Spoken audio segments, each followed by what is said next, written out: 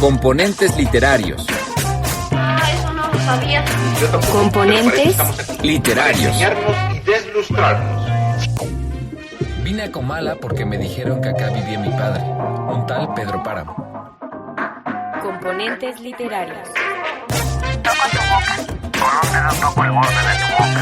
Voy dibujándola como si saliera de mi mano. Componentes Literarios. Hola, ¿qué tal, queridos amigos de Componentes Literarios? Estoy muy contenta de que nos acompañen en este nuevo episodio de este podcast. Y bueno, hoy me acompaña Ever Quijano, que nos va a platicar sobre su libro Eco de un ave que estalla. Que lo disfruten.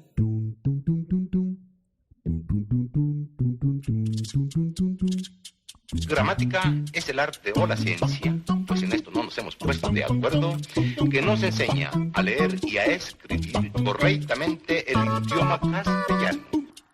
Ahora, carnal, te agarramos con las llaves El macaquito. Venga, el macaquito. Venga.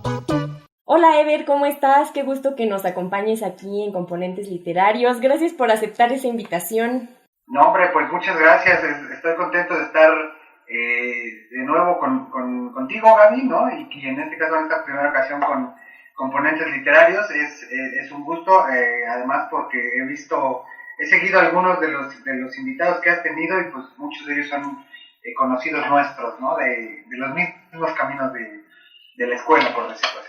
Así es, estamos aquí en el mismo ambiente de la literatura y el arte en general, bueno, porque también he tomado a otras personas que tienen que ver con la música, con el teatro, y bueno, pues es ocasión hoy de que hablemos de tu libro, este libro que acaba de salir casi, y pues me encantaría que nos platicaras de qué va el inicio.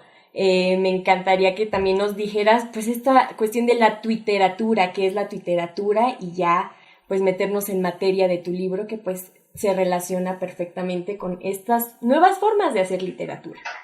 Claro, mira, es un libro que acaba de salir en octubre en la Feria Internacional del Libro del Estado de México. Dimos el banderazo de salida desde la invitación que tuvimos por parte de la Secretaría de Cultura y Turismo del Estado de México y evidentemente de la editorial que es Diablura Ediciones, una editorial pues centrada en literatura, digamos, atrevida, no necesariamente canónica, y pues tiene una colección que se llama Arca de Diablos, en la cual pues están las plumas del Valle de Toluca. Tiene otras colecciones donde hay específicamente mujeres, extranjeros, plumas como de los autores ya de gran renombre, al menos en este círculo, ¿no? Entonces, Arca de Diablos es como los que estamos en construcción, por decir todavía, ¿no? En construcción y consolidación de las plumas del Valle de Toluca. Ha estado publicado ahí Alonso Guzmán, Cecilia Juárez, Saúl Ordóñez. Saúl creo que ya tiene 3 títulos, es el que tiene más títulos ahí en Arca de Diablos, y tanto Cecilia como Alonso como tu servidor tenemos 2.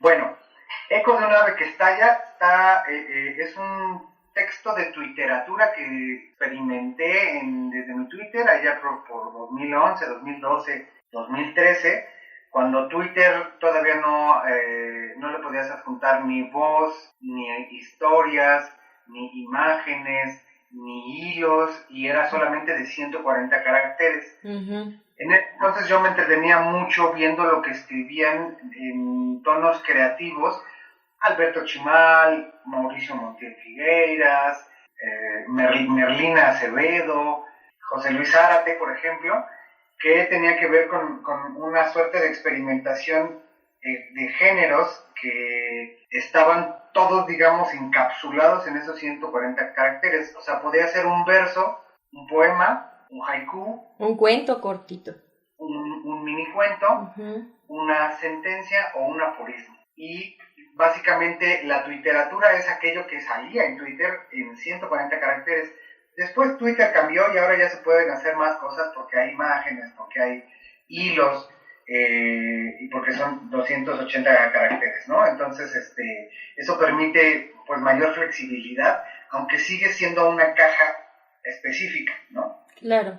con la característica de que pues había una interacción directa con pues aquellos que te siguieran. Uh-huh. Yo en ese entonces, digo, ahorita no tengo muchos seguidores, tendré 1400, una cosa así, a diferencia de otros escritores y otros influencers que tienen millones, ¿no? Sí. Y obviamente pues tenía yo muy poquitos, en ese entonces tenía yo, no sé, 300, 500, una cosa así. Entonces, quién sabe qué impacto hayan tenido. Lo que sí te puedo decir es que en realidad surge este ejercicio literario, porque una amiga que hacía Twitter, una amiga periodista, decía, pues a ver, aviéntate, haz algo ahí en Twitter. Y pum, empecé a hacer un personaje, que es el de la caracola, que está más o menos en medio del libro, uh-huh. que es el más extenso en experimentación, y luego de ahí empezaron a surgir otros personajes, que es, digamos, que la forma en la que se atan o crece este ejercicio estilístico que es la literatura. Y además viene muy particular porque en esa época yo estaba escribiendo narrativa. Sí. Novelas, tengo 2 novelas y un libro de cuentos que estaban siendo escritos, digamos que a la par, al igual que la tesis de maestría. Entonces necesitaba yo como una suerte de liberación de un trabajo extenso como es la narrativa uh-huh. y la academia, a estas cositas que son como perlitas chiquitas aventadas a un mar donde ahora hay un montón de tiburones. Muy bien, oye, Ever, cuéntame, ¿esto que hiciste fue casi como un hilo? O sea, ¿sí ibas como conjuntando el tema justo como un hilo que ahora conocemos en Twitter, o lo fuiste anclando? ¿Te surgían ideas retomando los personajes que ya ibas teniendo? Por ejemplo, en el caso de la caracola, y de repente a lo mejor pusiste al veterano y así ibas conformándolo, o sí y tuviste un tratamiento como de hilo. El ejercicio tenía que ver con meter en una cajita las ideas estilísticas y literarias que pudieran surgir de una imagen. La primera imagen es la de la caracola, entonces lo que hice fue aventarme todos los tweets de la caracola juntos, uh-huh. y de pronto salía ahí un personaje como el siguiente fue la bala perdida. Uh-huh. Entonces digamos que lo hice como secuencial, más que en hilo, porque hacía 2, 3 tweets en un día y luego pasaban 2 o 3 días y volví a escribir y así, ¿no? A veces nada más escribía uno. Bueno, también es cierto que en Twitter salieron muchos que ya no aparecen en el libro. Uh-huh. Entonces sí fue secuencial más que como en hilo. Y ya después los fui reorganizando porque uh-huh. había como puntos de enlace, ¿no? Cabos que se podían atar. Los de la bala perdida con la caracola, con el veterano, uh-huh. con el tragafuegos, con el diente de león, que de pronto se alcanzan a percibir ya con la lectura total del libro. Pues qué interesante también esta cuestión creativa que hay detrás de ir revisando cuáles son los que quedan como en el primer apartado, en el segundo. Si bien todos pues sí tienen ciertas líneas que los vinculan, sí tienen también pues evidentemente ciertas partes que los hacen diferentes, ¿no? Y bueno, con esto también me gustaría que me dijeras cómo es que tomas en cuenta estos temas. El tema que me llamó la atención, pues es obviamente la violencia, la deshumanización que se hace de los personajes, y bueno, ahorita vamos a ir comentando y profundizando en otros que pues se hallan ahí en estos apartados, que al final son 7 apartados. Sí, pues la verdad es que Twitter es esto, ¿no? Twitter es automático, Twitter es inmediato, uh-huh. Twitter es muchas veces realidad, ¿no? En el sentido de que lo que se está poniendo en Twitter es algo que está sucediendo, digamos que en tiempo real, y pues digamos que es inevitable eximirte de la realidad que está allá afuera en las calles. Y lo que pasaba allá afuera en las calles cuando yo escribí esto allá entre 2011 y 2012, pues era un sexenio de la guerra contra el narco, uh-huh. y no podía ser pues no podía ser eximido de esa manera, y no podía ser soslayado, dejado de lado, ignorado, porque era brutal en ese entonces. Claro. Ahora vemos que los índices de violencia han aumentado casi progresivamente desde 2012, que fue cuando terminó el sexenio de Calderón, y probablemente ya no nos es tan extraordinaria la violencia, lo cual esta normalización de la violencia pues es evidentemente en detrimento de la sociedad, de la paz, paz de nuestros hijos, de la paz de nosotros mismos en las calles, ¿no? Ahora está muy evidente, por ejemplo, la violencia en contra de las mujeres, ¿no? Y es algo que ya existía desde antes, pero ahora se hace evidente y no se puede uno salir de esos temas porque son la realidad. Y si un escritor se sale de esas temáticas pues reales, que tiene derecho, vaya, a hablar de fantasía y lo que quieran, también tendría la obligación de hablar de ellas en algún momento. O sea, no creo que los escritores, que los artistas tengan que forzosamente hablar de lo que pasa en la realidad, pero también creo que no pueden eximirse de ella, ¿no? O sea, a lo que voy es que no implica que hagan propaganda, ni que hagan necesariamente denuncia social siempre, sino que sí pueden salirse de esa temática y regresar a ella, porque pues el mundo, ahora sí que si nos ponemos con la teoría y todo esto, pues todo lo que surge del arte pues viene de la realidad, ¿no? Claro. La mímesis, la imitación de lo que pasa en el mundo real.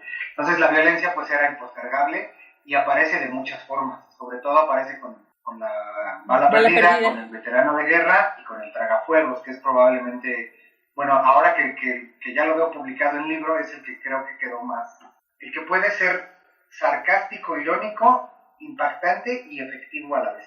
Claro, aunque en realidad todos tienen una carga de ironía y era lo que te iba a comentar ahora, de pues la situación esta que oculta, que también la ironía puede formar este ocultar de una realidad, ¿no? Un discurso que a través de él se puede pues generar otras interpretaciones que como deslicen ese sentido tan crudo o tan cruel, y entonces entra esta cuestión, pues sí, disfrazada y como más relajada, ¿no? Pero ya cuando te vas enfrentando a cada uno de los fragmentos es que te das cuenta justamente de la violencia, de la deshumanización, aunque no en todos los textos se ve tan claro estos sentidos, ¿no? También pues puedo relacionar la cuestión de la inmediatez y de la temporalidad desde la vigencia en los temas y también pues desde el Twitter, ¿no? El mismo Twitter que genera eso y la vida misma llena de contrastes porque pues pones vida y muerte y esta situación de humanizar a algunos objetos, pero deshumanizar también a los personajes. Fíjate que esta como ambigüedad, ¿no? Ambigüedad no de que se pueda entender otra cosa, sino de que hay como dos vertientes, ¿no? Era algo con lo que me enfrenté al principio. O sea, empecé a escribir La Caracola y de pronto me dije, es que esto está muy cursi. Y dije, terminé La Caracola y dije, no, esto es muy rosa, necesito algo que sea del otro lado de la moneda para no nada más hablar de una cosa, ¿no? O sea, uno puede hablar siempre de lo bonito que le va en la vida, pero sería un poco hipócrita si no confiesa que también hay días malos, que hay depresión, que tal, ¿no? Claro. Entonces dije, está muy rosa de La Caracola, está muy idílico, y el siguiente que hice fue La Bala Perdida. Y ahí dije, bueno, si acá era muy bonito, acá quiero ser cruel, digamos, ¿no? Sí. A veces sale, a veces no, a veces estaba más contento, quién sabe, ¿no? Bueno, en general el resultado se ve ahí impreso, pero sí había una diferencia en la que yo estaba confrontando, digamos que una imagen idílica con La Caracola, a otra ya mucho más violenta y densa o impactante en La Bala Perdida. Entonces de pronto yo también me satisfacía de esa violencia, digamos, me llenaba, me saciaba, y necesitaba otra vez cambiar la balanza para el otro lado. Entonces hice La Estrella de Mar, que también es como también es como muy cursi, ¿no? Por decirlo así, o idílica. Y luego, y así fui escribiendo, ¿no? O sea, fui moviéndome de lo bonito, cursi, amoroso, romántico, a lo cruel, difícil, violento de la realidad, y así iba moviendo la balanza para ver qué plasticidad me permitían tanto los temas como los 140 caracteres. Sí, fíjate, a mí me gustó mucho una parte, creo, es en La Milicia, donde hablan de un perico, ¿no? Que la nieta le dice, te compraré un perico al abuelo, y el perico aprende a hablar y dice, toque de queda, toque de queda. Esa imagen me pareció, híjole, riquísima ese sentido de contrastes, ¿no? De la inocencia de la niña y que al final el contexto y la carga de violencia que se tiene contextualmente hablando, pues absorbe al pájaro, ¿no? Al periquito. Entonces eso me resultó, dije, híjole, qué bárbaro, ¿no? Es una propuesta importante de contrastes, de tanto temporales como, ya te decía, de vida y muerte, y sobre todo de esta parte de fragmentación que se consigue. O sea, es también, siento como una crítica o como que existe cierta intención de demostrar que nosotros mismos nos estamos construyendo a partir de fragmentos, ¿no? El pensamiento justo se forma a través de eso. No tenemos un pensamiento lineal, ni siquiera en la manera de hablar a veces, ¿no? Sino que tenemos este ir y venir de pensamientos que se cruzan también con emociones, con sentimientos. Y justo ese es el hombre, ¿no? Entre miedo o sea, a mí me causó con el veterano de guerra una sensación también de miedo. O sea, como que sentía que alguna vez yo he estado allí, ¿no? A pesar de no haber estado en la guerra nunca, decía, me acuerdo de una imagen que pusiste ahí como la palpitación y la bala, o sea, está una cuestión física, pero también simbólica, la bala en el corazón, está afuera, pero también puede estar dentro. Sí, hay cosas que bueno, o sea, lo cierto es que no nos podemos, como decía hace un momento, no nos podemos eximir de la realidad, ¿no? O sea, quizás no somos nosotros los veteranos de guerra, pero los vemos cruzando las calles, ¿no? Uh-huh. Y puede ser algún amigo que estuvo en la policía o tal, uh-huh. Pero a lo que voy es que toda esa realidad que es contrastante y que es fragmentaria, la podemos ver en cualquier momento volteando hacia la calle, ¿no? Y había unos tweets, unos microcuentos muy puntuales, ¿no? En ese mismo sentido, ¿no? Ajá. Tanto de la confrontación de la inocencia del niño como la confrontación con la realidad brutal que vivimos en México, en uno de los países más violentos sin que estemos en una guerra civil y todo esto, en una de la bala perdida que dice, de niño granizaba súbitamente por mi casa. Eso decía papá, ahora sé que eran balas perdidas. Sí, qué fuerte. La tempestad no ha amainado. Y esto es algo que yo escuché o leí ahí en algún momento o en Twitter o en alguna noticia que pasaba en ese momento y que muy probablemente no deje de pasar en nuestro país. Uh-huh. Pienso, por ejemplo, en los niños que a mitad de la balacera la maestra los tuvo que pues poner pecho a tierra, no sé en qué ciudad de México, y les cantaba si las gotas de lluvia fueran de chocolate, mientras se oía la balacera afuera y los niños cantando. O sea, es estremecedor. Uh-huh. Y más o menos con esa misma puntualidad, ¿no? Con esa, vamos a decir que es como si fuera una flecha certera, uh-huh. Intentaba yo dar en el blanco con cosas que fueran simples, pero que hablaran de un contexto complicado uh-huh. Y que contrastaran algo que pudiera ser o muy íntimo o muy colectivo. Íntimo, el niño de 9 años, ¿no? Que le da o que le da el perico, o que está preguntándole qué estaba pasando el papá, y el contexto social en el que se desarrolla ese. Hay otro que también me gusta mucho, que es del veterano de guerra, en donde le dice, abuelo, ya deja de alimentar cuervos. Sí. Y que también va en ese sentido, ¿no? O sea, sí puede ser que los niños también sean inocentes, pero tampoco son tontos, ¿no? Claro. Son ingenuos, pero no son tontos. Creo que como cuento, literariamente hablando, dice mucho más lo que se sugiere que lo que está literalmente dicho. Y esa era una de las cuestiones que tanto la fragmentariedad del pensamiento como las posibilidades que daba hacerlo todo en 140 caracteres tenía que conseguir.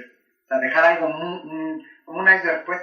Uh-huh. Estos tweets, algunos son nada más la cabeza del iceberg y hay mucho abajo, que a veces emerge y que a veces no. Fíjate que también está esta cuestión de la fragilidad, no solo en cuestión de los sentimientos o el ir y venir del pensamiento, sino que también lo noté en los elementos que convocas, digamos, el diente de león. Me fascinó también la imagen cuando hablas de las velitas y cuando no había velitas, pues entonces soplabas un diente de león y que al final ese diente de león también puede ser una bala, ¿no? Dependiendo de cómo puede lastimar esta fragilidad en la que nos estamos metiendo como seres humanos, y justamente habla de la inocencia, por ejemplo, en el del tragafuegos, cuando dicen que el papá, bueno, idealizándose, era como un dragón, ¿no? En este sentido de la imaginación y el carácter de la inocencia, pero después se traslada a este punto donde digo, hijo, lo matas. Al decir,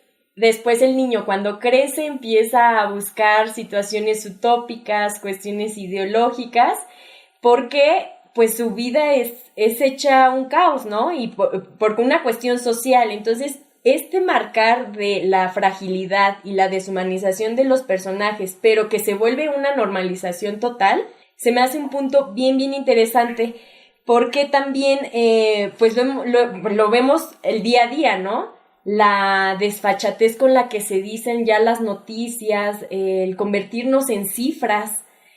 Los muertos son cifras y no hay nombres, entonces siento que esta parte cobra sentido, pero de manera poética, ¿no? El sentir que somos muchas veces gente sin identidad, porque nuestra función se establece justamente con cuestiones materiales o con cuestiones de servir a la sociedad de alguna manera que a la normalidad le parezca bien, ¿no? Y cuando eres parte de un sector social invisible como con los tragafuegos, es una cuestión contrastante, ¿no? Pues fíjate que va muchos sentidos ahí. Bueno, va mucho de lo que tiene que ver con cosas que yo intuí que podían tener como plasticidad a la hora de escribirlas, ¿no? Uh-huh. Como el diente de león o la caracola, porque en la infancia pues todos nos dijeron, si le soplas al diente de león, pues sale volando y es un jueguito, ¿no? Uh-huh. Y puedes pedir un deseo y tal, ¿no? Entonces había ahí algo que sabía que iba a convocar a la imaginación de muchos, porque muchos lo compartimos. Exactamente igual con la caracola. La caracola también, bueno, yo recuerdo casos y a mí me decían también que podías escuchar el mar si te la ponías en la oreja, ¿no? Sí, entonces eso me permitía vincular temas a partir de una imagen simple, ¿no? Como el diente de león, hacia otras cosas que podían ser más complicadas.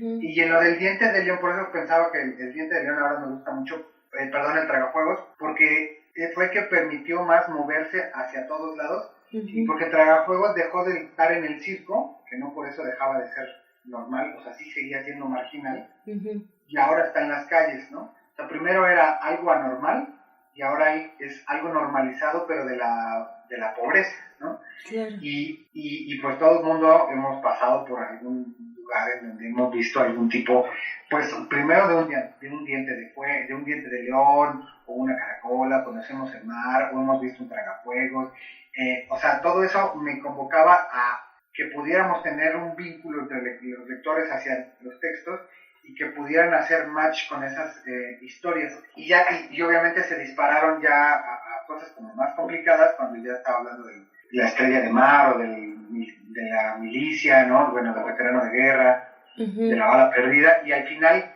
el más divertido de todos es ya en un sentido mucho más de cultura popular, que es el hombre de hojalata, ¿no? De Dorothy, Mago de Oz. Sí.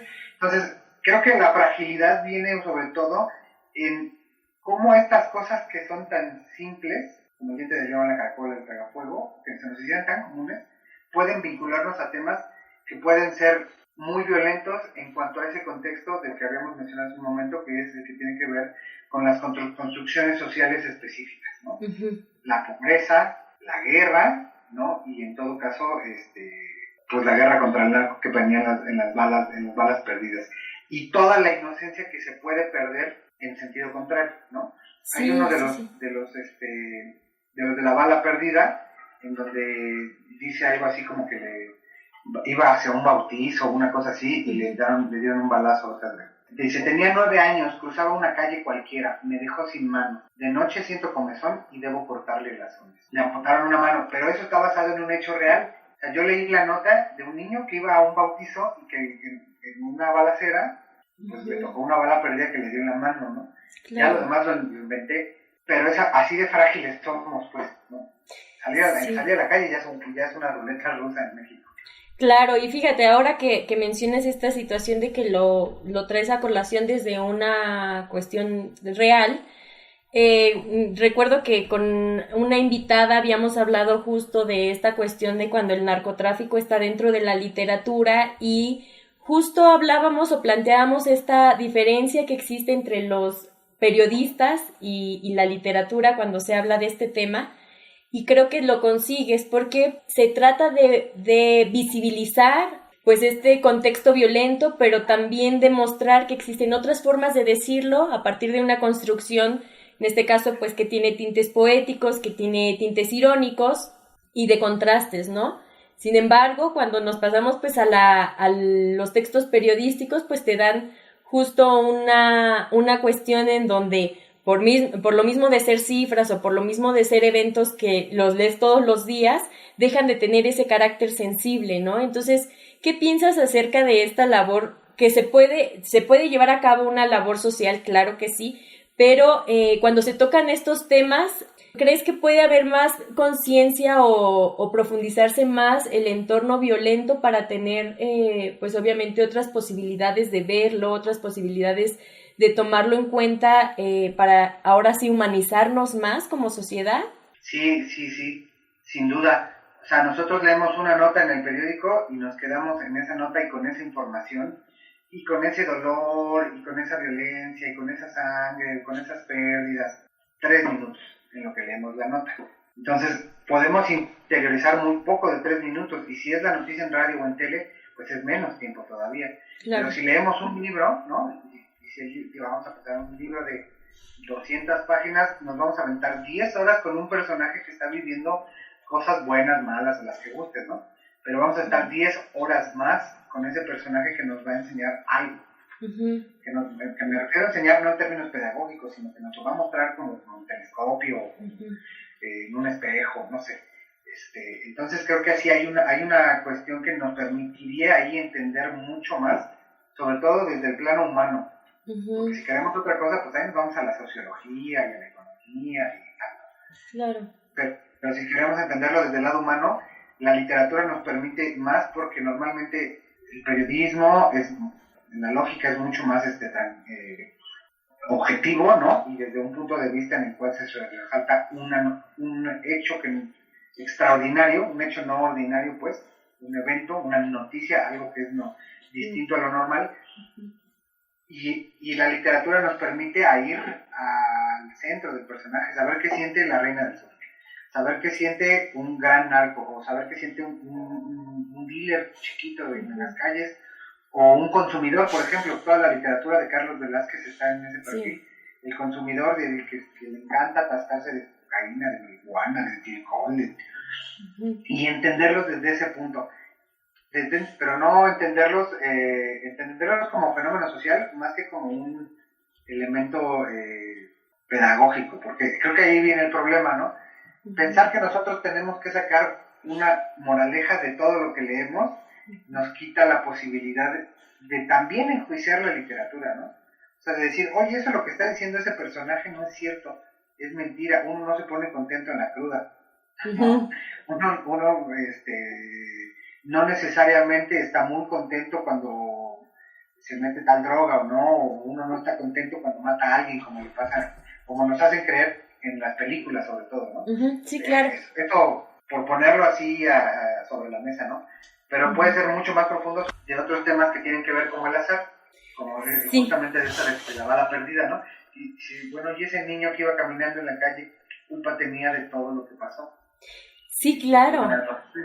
Y el azar y también la suerte, cuando hablan de amuleto, ¿no? Te decía de lo de la bala, pues ese dejar tu vida en cuestiones de destino y de decir, pues estamos en la vida y te puede pasar sí o sí, ¿no? Pero todavía recurrimos pues a pensamientos que te pueden ayudar a... y se sale un poco de tema, pero pues sí, a veces como en cuestiones religiosas o en este caso pues pensar que a lo mejor un amuleto te puede salvar en algún momento de una bala perdida, ¿no? O que te puede salvar de justamente alguna cuestión o un acto de violencia o de injusticia social. Entonces, pues también es muy fuerte pues pensarnos así, que como seres humanos pues tenemos la necesidad de estar en constante búsqueda de creer en algo que te salve, ¿no? Estamos siempre buscando la manera en cómo sobrellevar la vida, o sea, ya no vivimos, y bueno, quién sabe si en algún momento lo hemos conseguido, pero justo en este contexto y en México, América Latina, estamos constantemente viviendo con miedo, ¿no? Con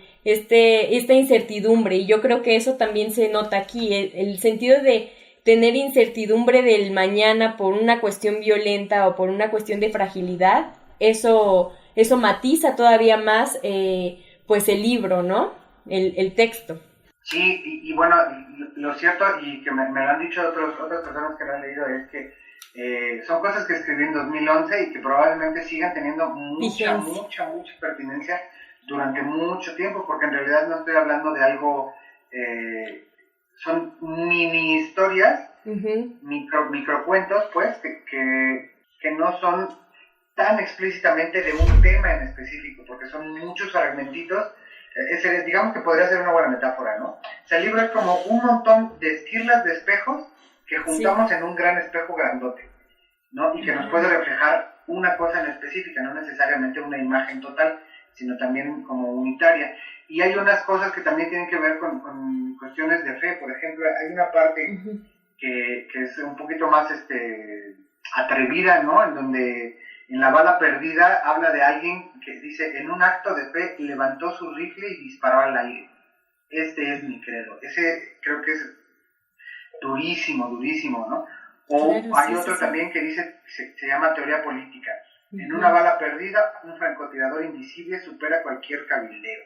Y ahí estamos hablando de, pues, Kennedy murió en el 62, 32 años después mataron a Colosio, y muy probablemente no van a ser los únicos ni los últimos. Ajá. Está muy apegado, y sí, también te decía que la vigencia pues radica en eso, radica en pues la inmediatez en cómo las redes sociales se siguen llevando a cabo, la inmediatez de nosotros mismos, ¿no? Cómo estamos pues relacionándonos con otros seres humanos, y sobre todo con esta cuestión de tiempo, de temporalidad en todos los sentidos. Y bueno, pues nada más me resta agradecerte y que nos cuentes tus redes sociales, dónde podemos encontrar el libro, Ever. Muchas gracias por habernos acompañado aquí en Componentes Literarios. No, hombre, pues muchas gracias a ti, Gaby. El libro se encontrará se encontrará porque pues, estamos en la pandemia, ¿no? Sí. En el Centro Toluqueño de Escritores. Ahí habrá ejemplares, Eco de un ave que estalla, de su servidor Ever Quijano, en la Cafebrería Laberinto. Yo voy a hacerles llegar ahí unos ejemplares en cuanto se pueda con este semáforo naranja que pasa amarillo. Bueno, estos son los que tengo así con certeza y que te puedo decir ahorita. Y pueden escribirle a las redes sociales de Diablura Ediciones. Muy bien. ¿Y tus redes sociales? Y las mías, ahí yo podría también hacérselos llegar en electrónico, ¿no? Obviamente los voy a incitar a que compren para que se acabe la edición. Bueno, yo estoy como Ever Quijano en Twitter. Muy bien. Ya no tuiteo cosas literarias, más después de berrinchudo y enojón con mi sistema. Ever Quijano en Instagram, ahí soy un civil cualquiera, como todos los demás. Y en Facebook estoy como EverQH, creo. Bueno, muy bien. Pues nuevamente te agradezco. Ahí lo tienen, Componentes Literarios, para que puedan seguir a Ever y también estén pendientes ya para que compren su libro. Y bueno, tienes otros más que también me imagino que están ahí, ¿no? En la misma editorial. Mira, los primeros dos ya se acabaron ediciones, los ejemplares. Son muy viejos, ya uno tiene 13 años, entonces ya llovió. El del último, que también está en Diablura Ediciones, que se llama Esfinges de Hojarasca, de ese sí debe de haber todavía poquitos, pero hay. Y de cualquier forma pueden encontrarme en mi blog. Sí. everquijano.com. Ya estamos cerca de llegar a los 20,000 vistas en 20,000 views en estos 5 años que he estado usando el blog. Y pues es básicamente una nada más para visibilizarlo, porque en las bibliotecas pues se quedan ahí en las bibliotecas. Claro, y aparte pues con estas formas de poder compartir y en este caso también retuitear y todo, pues es más fácil que el contenido llegue, ¿no? Y hablando de la inmediatez, pues ahí claro. También entrenle al blog que publicas constantemente, ¿no? Más o menos. Hice nada más 9 publicaciones en este año, que tiene 365 días, entonces no fueron muchas. Pero sí tiene ya 90 entradas, 90 textos, que van desde poesías, ensayos, cuentos, hasta cosas experimentales y reseñas, ¿no? Ahorita voy a empezar a hacer más reseñas para reavivarlo, porque no he tenido mucho tiempo de escribir, y hay algunos textos que están en espera de dictaminación, de salir publicado. Te digo que de pronto viene una novela, entonces no he podido escribir tanto para el blog, pero sin duda ahí hay todavía 90 textos con los que se pueden entretener. Pues muy bien, entonces ahí vamos a poder seguirte y estar pendientes de todo lo que sigas publicando. Nuevamente te agradezco por haber estado aquí con nosotros y compartir este espacio en este podcast. Y pues nada, Componentes Literarios. Yo también les recuerdo nuestras redes sociales, estamos como Componentes Literarios en Facebook, en Instagram, y pues salimos así mismo en Spotify y YouTube. No se olviden de darle like y compartirnos. Yo soy Gaby Pérez y esto fue Componentes Literarios. Tum tum tum tum tum tum tum tum tum tum tum.